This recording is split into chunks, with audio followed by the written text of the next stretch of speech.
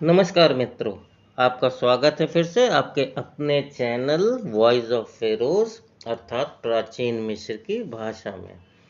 आज हम देखेंगे कुछ उदाहरणों को जिसमें संज्ञा या नाउन और एडजेक्टिव या विशेषण वाले शब्दों का उपयोग हुआ है।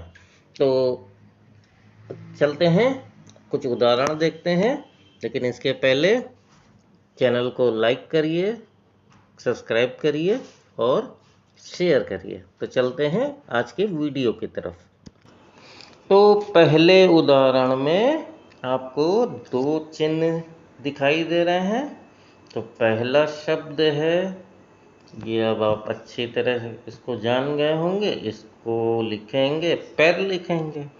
और दूसरा शब्द अगर याद हो आपको, एडजेक्टिव या विशेषण वाले एपिसोड में मैंने इस चिन्ह का उल्लेख किया था। ये चिन्ह है नेजेस है और इसको लिखते हैं नेडजेस लिखते हैं।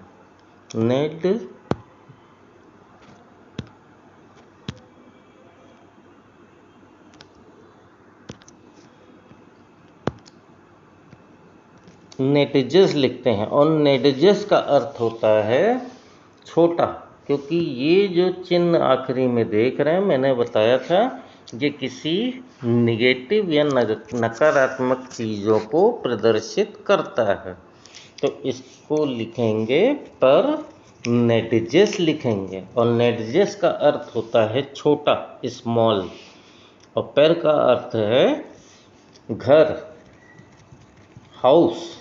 तो इसका अर्थ होगा स्मॉल हाउस, छोटा घर होगा। अगले उदाहरण आप जो देख रहे हैं अपने स्क्रीन पर, इस पर देखिएगा दो आंखें बनी हुई हैं। तो आंख का इसका जो मिस्र की लिपि है उसको लिखा जाता है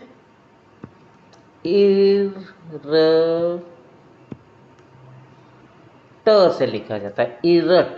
ये स्त्रीलिंग है। अब क्योंकि यहाँ पर आँख की संख्या 2 है, इसीलिए इसको लिखेंगे इरटई।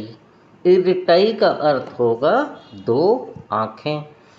अब इसके साथ में देखिएगा 2 चिन्ह लगे हुए हैं और ये चिन्ह आपको मालूम ही है। इसको लिखते हैं नेफर, लिखते हैं NFR, नेफर लिखते हैं। अब क्योंकि यहाँ पर टाई लगा है तो यहाँ पर भी, क्योंकि नेफर के कितने चिन्ह हैं, 2 चिन्ह हैं, तो इधर भी हम टाई लगाएंगे। तो इसका पूरा जो शब्द बनेगा वो बनेगा इरटई नेफर टई। इसका मतलब है 2 खूबसूरत आँखें, 2 ब्यूटीफुल आईज। अगले उदाहरण में आप एकदम साफ देख सकते हैं कि ये जो चित्र बना हुआ है ये चित्र उंगली को दिखा रहा है। तो वास्तव में ये उंगली है, लेकिन कितनी है, 3 है। तो इसका मतलब मैंने आपको बताया था एक वचन, 2 वचन और बहुवचन वाले एपिसोड में कि जब किसी चीज़ को 3 की संख्या में दिखाते हैं तो वास्तव में क्या होता है, वो बहुवचन होता है। तो एक उंगली को हम बोलते हैं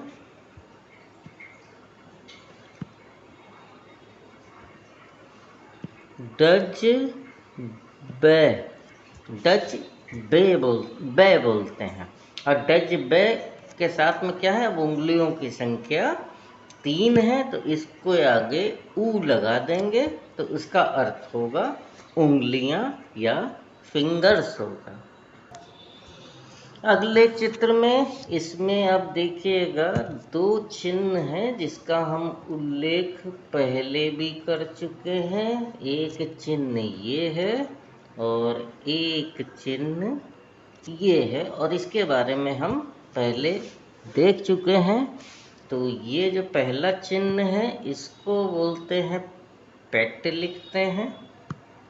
पेट, और पेट का मतलब होता है स्काई या आसमान। इसको मैं बता चुका था। इसको लिखेंगे डुआट, लिखेंगे डुआट। डुआट का अर्थ होता है अंडरवर्ल्ड या दूसरी दुनिया। लेकिन अब जो यहाँ पर तीसरा शब्द है, ये एक तीसरा शब्द मिला हमें, इसको बोलते हैं टा, बोलते हैं। और टा का अर्थ होता है लैंड या जमीन, लैंड या जमीन। तो इसका पूरा जो अर्थ निकलेगा वो निकलेगा पेट टा डुआट, पेट टा डुआट। तो पेट का अर्थ हो गया आसमान, टा का अर्थ हो गया लैंड या जमीन, और डुआट का अर्थ हो गया अंडरवर्ल्ड या अदरवर्ल्ड। तो इसका पूरा जो बनेगा अनुवाद बनेगा, वो बनेगा आसमान दूसरी दुनिया का, दूसरे दुनिया की जमीन है, या अंग्रेजी में इसको कह सकते हैं sky is land of another world या अंडर वर्ल्ड। अब अगले चित्र में देखिए, इसको भी हम कई बार बता चुके हैं कि ये बनेगा हरऊ, बनेगा हरू, ये बनेगा ग्रह, बनेगा ग्रह बनेगा। अब हेरू का अर्थ होता है दिन या डे, और ग्रह का मतलब होता है नाइट या रात। अब ये जो बीच में एक चिन्ह आप देख रहे हैं, ये जो नीले रंग का चिन्ह है, ये वाला जो चिन्ह है, इसको लिखते हैं हेर, लिखते हैं हेर। इस चिन्ह का कई अर्थ होता है।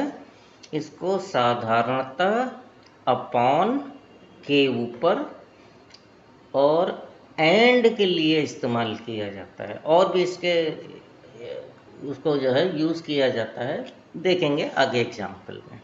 तो यहाँ पर इसका अर्थ हो गया हेरू, हेरू, हेर, ग्रह, मतलब इसका हो गया दिन और रात। तो इसको लिख सकते हैं डे एंड नाइट, लिख सकते हैं। अब इसको मैं बता चुका हूँ, ये इट है, इट का मतलब फादर होता है, पिता होता है। मऊत का अर्थ होता है माता होता है या मदर होता है। अब ये जो एक है, इसको मैं बता चुका हूँ, हैना है, हैना है। हैना का अर्थ होता है विद या टुगेदर, साथ में या एक साथ में। टुगेदर का मतलब एक साथ में। और ये क्या है, ये फिर वहीं बनेगा गरड, बनेगा। अब गरड क्या होता है, गरड का अर्थ होता है चाइल्ड, बच्चा। लेकिन यहाँ पर क्या है, यहाँ पर देखिए फिर 3 स्ट्रोक लग गया है, तो यहाँ पर क्या लगा देंगे, गरडू ऊ लगा देंगे। तो इसका मतलब क्या होगा, माता पिता अपने बच्चों के साथ हैं, father mother together with children हो जाएगा इसका अर्थ। अगले चित्र में अब ये जो शब्द बनेगा, ये शब्द एक शब्द बनेगा। ये जो चिन्ह है वास्तव में ये वाला, इसको कहते हैं आ और बा से मिलकर बना हुआ है आब। और साथ में क्या लगा हुआ, क्योंकि बी इसमें आखिरी है और ये भी बी है, तो ये इसका फोनेटिक कॉम्प्लीमेंट हो गया, तो इसको लिखने की ज़रूरत नहीं। और इसको लिखेंगे आबट, लिखेंगे, क्योंकि आखिरी में क्या है, टी है। यहाँ पर क्योंकि आबट का अर्थ होता है परिवार, फैमिली होता है, तो इसीलिए यहाँ पर आप देख रहे हैं, क्योंकि फैमिली में तो कई पुरुष कई महिलाएं हो सकते हैं, तो इसको यहाँ डिटर्मिनेंट के रूप में अलग से दिखाया गया है, और वो भी किस रूप में? प्लूरल के रूप में, बहुवचन के रूप में दिखाया है। तो इसको कहेंगे आबट। आबट का अर्थ होता है फैमिली। अब इसको मैं बता ही चुका हूँ कि ये क्या हो शब्द बनेगा, ये बनेगा ए आ बनेगा। ये ए आ बनेगा क्योंकि इसके आखिरी में टी शब्द लिखा हुआ है, तो यहाँ पर भी टी शब्द का प्रयोग करेंगे, एबेट होगा। इसका एबेट का अर्थ होता है ग्रेट भी होता है और लार्ज भी होता है, तो इसका अर्थ हो जाएगा ग्रेट फैमिली या लार्ज फैमिली। अगले उदाहरण में देखिएगा, मैंने इसको एग्जेक्टिव वाले चैप्टर में बताया था कि ये क्या बनेगा, गसई बनेगा, गसई बनेगा। गसई का अर्थ होता है वीक, कमज़ोर। अब ये मैंने पिछले बार में बताया था कि जहाँ पर वुई लग जाता है शब्दों के बीच में, तो वो एक्सक्लेमेटरी या विस्मयकारक शब्द बनता है, तो इसको लिखेंगे हाउ, कितना। ये सेश है। सेश को मैं बता चुका हूँ कि सेश को लिखा जाता है स्क्राइब के लिए। ये पिछले मैंने शब्द में पिछले वीडियो में यूज़ किया था कि ये क्या बना था, ये का बना था, और ये साथ में क्या दिखा रहा था, ऊंचाई दिखा रहा था। लेकिन अब यहाँ पर क्या है, यहाँ एक नया शब्द जुड़ा है जिसको बोलते हैं सा बोलते हैं, इसको बोलते हैं सा बोलते हैं। तो सा का अर्थ होता है बैक, पिछड़ना। तो ये का सा का अर्थ होता है बैक ऑफ हाइट, और बैक ऑफ हाइट का अर्थ होता है एरोगेंट या घमंडी आदमी को बोला जाएगा, का सा बोला जाएगा। तो इसका पूरा जो अर्थ बनेगा वो बनेगा हाउ वीक स्क्राइब या हाउ वीक एरोगेंट स्क्राइब। मतलब ये घमंडी जो लेखक है वो कितना वीक है, दुर्बल है या कायर है, इसको जो है कायर भी कह सकते हैं। अब अगले उदाहरण में आप देखिएगा कि यहाँ पर पहला चिन्ह बनेगा, वो बनेगा, ये बनेगा। तो ये चिन्ह आपको मालूम है, ये चिन्ह रे है। फिर उसके बाद दूसरा चिन्ह ये बनेगा। उसके बाद तीसरा जो शब्द या चिन्ह है वो ये है, और उसके बाद अगला चिन्ह ये बनेगा, और उसके बाद ये चिन्ह बनेगा। तो एक तरफ से देखते हैं, तो जो पहला चिन्ह है ये चिन्ह, इसको लिखते हैं रे लिखते हैं, और रे का अर्थ होता है सूरज, क्योंकि यहाँ पर डिटर्मिनेंट में इसके दिया हुआ है एक चक्राकार रचना दी हुई है जो सूरज को प्रदर्शित करता है। उसके बाद दूसरा जो शब्द बनेगा वो माँ बनेगा, तीसरा जो शब्द बनेगा वो पेट बनेगा, पेट बनेगा। चौथा शब्द बनेगा वो हेर बनेगा, हेर बनेगा। और ये जो एक आपको नया शब्द दिख रहा है ये बनेगा आखट बनेगा, आखट बनेगा। आखट का अर्थ होता है क्षितिज, और अंग्रेजी में इसको कहते हैं होराइजन कहते हैं। तो इस प्रकार से पूरा शब्द लिखा जाएगा रे एम या रे म पेट हेर एखेट।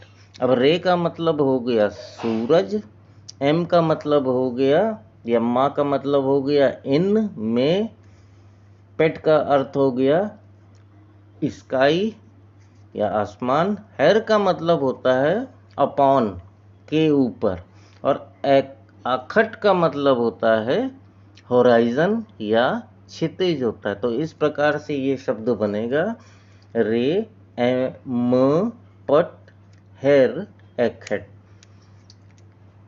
इसका अर्थ हुआ sun in sky upon horizon, sun in sky upon horizon.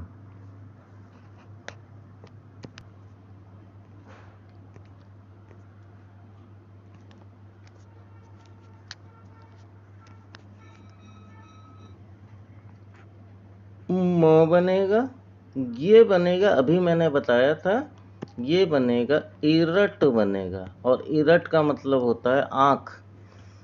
अब ये जो दूसरा है ये क्या है, डिमॉन्स्ट्रेटिव चिन्ह है, न ई ट बनेगा। अब ये वाला जो चिन्ह है, अभी मैंने उसके पहले वीडियो में बताया था कि ये बनेगा कई बनेगा। इसको आई के आई लिख सकते हैं या के वाई लिख सकते हैं। और ये वाला जो शब्द बनेगा ये स बनेगा। तो म का मतलब है में, इन, इरट का मतलब होता है आँख, नईत का है ऑफ या का, कई का अर्थ है अनदर, दूसरा, और स का मतलब है आदमी।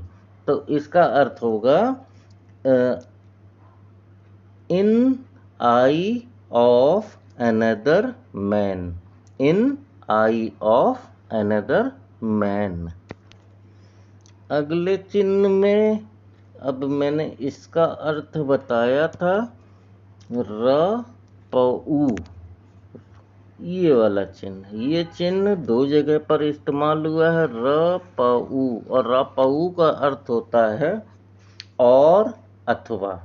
अब यहाँ पर जो पहला चिन्ह बना वो ए बना, ए का अर्थ होगा आर्म, आर्म का मतलब हाथ या बाँ होगा। दूसरा जो शब्द बनेगा वो रेड बनेगा, रेड का अर्थ होता है पैर या लेग होता है, यहाँ पर इसको प्रदर्शित किया हुआ है। तो इसका अर्थ होगा ए र पऊ रड र पऊ। इसका अर्थ होगा बाय हैंड और बाय लेग, या हाथ से या पैर से। अगले उदाहरण में, अब ये तो आपको मालूम ही है कि पहला शब्द कई बार इस्तेमाल कर चुके हैं, डेपट है। डेपट का अर्थ होता है नाव, बोट। हेर, हेर का मतलब होगा अपॉन, और ये जो शब्द बनेगा ये बनेगा इटरू बनेगा, इटरू। और इटरू का अर्थ होता है रिवर या नदी। बाकी ये जो है पानी को प्रदर्शित कर रहा है, और ये किसी नदी या नहर को प्रदर्शित कर रहा है। तो इसको हमें लिखने की आवश्यकता नहीं है। तो इसका अर्थ होगा डेपट हेर इटरू। तो मतलब नाव किस पर, नदी पर। तो इसको लिखा जाएगा बोट अपॉन रिवर। अब अगले चिन्ह में, चिन्हों के उदाहरण में देखते हैं। तो ये पहला शब्द क्या बनेगा, पहला तो मालूम ही है, सेट बनेगा। सेट का अर्थ होगा स्त्री। फिर ये नेजस बनेगा, नेजस लिखेंगे नेजस, लेकिन पढ़ेंगे नेडजेस पढ़ेंगे। अब क्योंकि ये स्त्रीलिंग टी है तो यहाँ पर भी आखिरी में टी लगा हुआ है, नेट जे सेट हो जाएगा। अब इसका अर्थ फिर वही म होगा।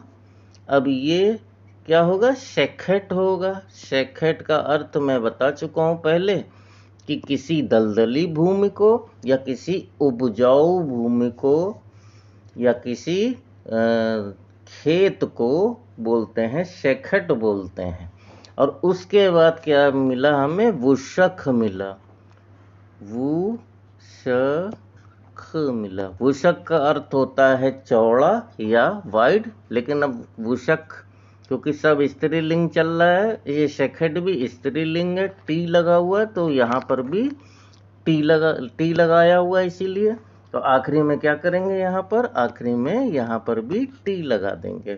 तो इसका अर्थ हुआ नेडजेसेट या नेडजेस का अर्थ होता है कॉमन, तो इसका पूरे का अर्थ होगा common women in wide field, common women in wide field. अब इस उदाहरण में पहला शब्द बनेगा एवू, बनेगा एवू, एवू। एवू का अर्थ होता है लॉन्ग या लंबा। अब ये क्या है, इसको मैं बता चुका हूं, ये होगा ऊ आट होगा, और उआट का अर्थ होता है रास्ता या वे इंग्लिश में बोलेंगे और हिंदी में इसको बोलेंगे रास्ता बोलेंगे। अब ये क्या शब्द आया, ये आया टेफ आया। तो टेफ कैसा है, डिमॉन्स्ट्रेटिव संकेतवाचक है, जिसका मतलब होगा दैट होगा। अब इसके बाद में जो अगला शब्द आएगा वो आएगा रा आएगा।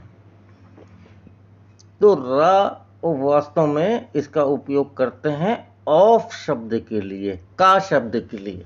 तो इसके पहले डिमॉन्स्ट्रेटिव में बताया था कि पास्ट शब्द के लिए एन का उपयोग करते हैं, लेकिन वो सजीव वस्तुओं के लिए करते हैं, क्योंकि इसके आगे फिर कैमेट लिखा हुआ है। तो कैमेट क्या है, निर्जीव है, तो इसीलिए इसका उपयोग करेंगे, रा का उपयोग करेंगे, का शब्द के लिए करेंगे। तो इसका अर्थ होगा लॉन्ग रोड, लेकिन इसके पहले टेफ लगा हुआ है, तो इसका अर्थ पूरा निकलेगा दैट लॉन्ग रोड ऑफ कैमेथ। और कैमेथ को आपको मालूम ही है, बता चुका हूँ, इजिप्ट कहते हैं कैमेथ। तो दैट लॉन्ग रोड ऑफ कैमेथ होगा इसका अर्थ। अगले उदाहरण में इसको मैं बता चुका हूं, ये जो शब्द बनेगा पहला मेनक बनेगा, और मेनक बोलते हैं स्प्लेंडेड, स्प्लेंडेड को बोलते हैं। अब ये अगला शब्द बनेगा नेब बनेगा, लेकिन नेब के साथ में क्या है, एक व्यक्ति को दिखाया गया है, तो नेब का अर्थ हो जाएगा लॉर्ड हो जाएगा। अब ये बनेगा पेन बनेगा, और पेन का अर्थ बताया था दिस, यह। फिर ये रा आया, इसका मतलब क्या होगा, अंग्रेजी का ऑफ या हिंदी का होगा। अब ये देखिए एक नया शब्द आया है, इसको बोलते हैं रेमेच बोलते हैं, रमच होता है। यहाँ आर दिखाया है और चा दिखाया है, इस शब्द में ध्यान रखिएगा माँ का हाइरोग्लिफ नहीं दिखाया है। रेमेज का यहाँ अर्थ होता है मैनकाइंड या प्यूपिल होता है, जिसको हम हिंदी में बोलते हैं प्रजा बोलते हैं। तो यहाँ पर इसका अभिप्राय है मैनकाइंड या प्यूपिल। अब इसके साथ में नेब लगा हुआ है, तो केवल जब नेब लगता है तब इसका अर्थ होता है एवरी या सभी। तो इसका अर्थ होगा मैनेक, नेब, पेन, रेमेच, नेब। तो इसका मतलब होगा this splendid lord of every people. This pen के लिए हो जाएगा दिस, नेब ये वाला नेब बनेगा लॉर्ड, ये मैनेक बनेगा स्प्लेंडेड, ऑफ रा के लिए बनेगा, रेमेच बनेगा मैनकाइंड या प्यूपिल बनेगा, और नेब बनेगा एवरी। तो इसका पूरा जो शब्द आएगा this splendid Lord of every प्यूपिल या एवरी मैनकाइंड बनेगा।